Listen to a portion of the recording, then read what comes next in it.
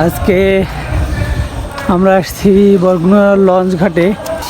তো আজকে কোন লঞ্চ ছাড়বে এবং কত টাকা ভাড়া, কি কি আছে, কি কি অবস্থা, সব বিষয়ে জানাবো।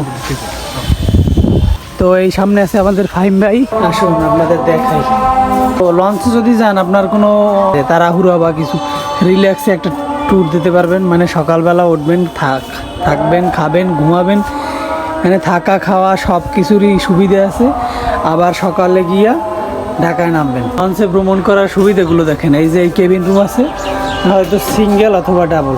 তো এর ভিতরে পাবেন আপনি শুয়ে শুয়ে যাওয়ার একটা সুবিধা। তারপরে আছে এখানে আছে ওয়াশরুম, দেখেন ওয়াশরুমগুলো কেমন।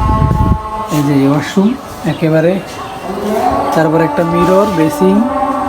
এই যে দেখার পরে তোমার মানে অনুভূতিটা কেমন বা কি কি মন চাই এইটা দেখতে? মোর ওইটার চালাক মন চায় কথা নাই। হ্যাঁ রে উড়ান ওই লঞ্চটা চালাই ওকুল দেশটা দেখো। হ্যাঁ, তুই হিন্দি ঘন্টি দিলি হে স্টার্ট দেবে হিন্দি। হ্যাঁ, যা যা সামনে গেলেই কম। এই হলো দোতলায় আসছি আমরা এখন। এখানে সুযোগ সুবিধার ভিতরে আছে 2টা টয়লেট আছে, টিভি আছে। সারা রাত্র টিভি দেখতে দেখতে চলে যাইতে পারবেন, কোনো সমস্যা নাই। তারপর এখানে দেওয়া আছে নির্ধারিত ভাড়া 658 টাকা। 658 টাকা বরগুনা থেকে ই পর্যন্ত, ঢাকা পর্যন্ত। এই হলো 3 তলা, একেবারে ছাদ।